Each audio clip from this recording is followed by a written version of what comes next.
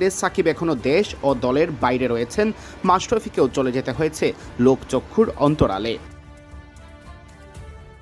তাদের এই পরিণতি অনেকের জন্যই হতে পারে শিক্ষা। এবার স্বয়ং প্রধানমন্ত্রী তারেক রহমান জানালেন সেই আহ্বান ও অনুরোধ। আপনাদের সকলের প্রতি আমার একান্ত আহ্বান, একান্ত অনুরোধ,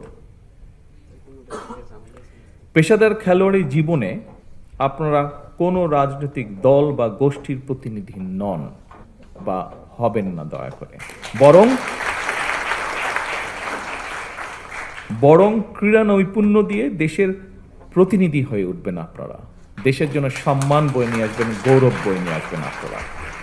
দেশে বিদেশে বিজয় মালা বরণ করে বিশ্বে ক্রীড়া জগতে বাংলাদেশকে উচ্চতর মর্যাদার আসনে আপনারা প্রতিষ্ঠিত করবেন ইনশাআল্লাহ। বাংলাদেশের বিভিন্ন ইভেন্টের খেলোয়াড়দের উৎসাহ দিয়ে তারেক রহমান জানান, দেশপ্রেম, ঐকান্তিক ইচ্ছা আর টিম স্পিরিট থাকলে আপনাদের সাফল্যজনক অগ্রযাত্রায় কেউ বাধা হয়ে দাঁড়াতে পারবে না বলে আমি দৃঢ়ভাবে বিশ্বাস করি। খেলাধুলাকে শুধু শখ, বিনোদন বা শরীরচর্চা হিসেবে সীমাবদ্ধ না করে পেশা হিসেবে প্রতিষ্ঠিত করার প্রত্যয় ব্যক্ত করেন প্রধানমন্ত্রী। বর্তমান সরকার একটি নির্বাচিত সরকার, একটি রাজনৈতিকভাবে নির্বাচিত একটি সরকার, এবং স্বাভাবিকভাবে আমরা একটি নির্বাচন প্রক্রিয়ার মাধ্যম দিয়ে এসেছি।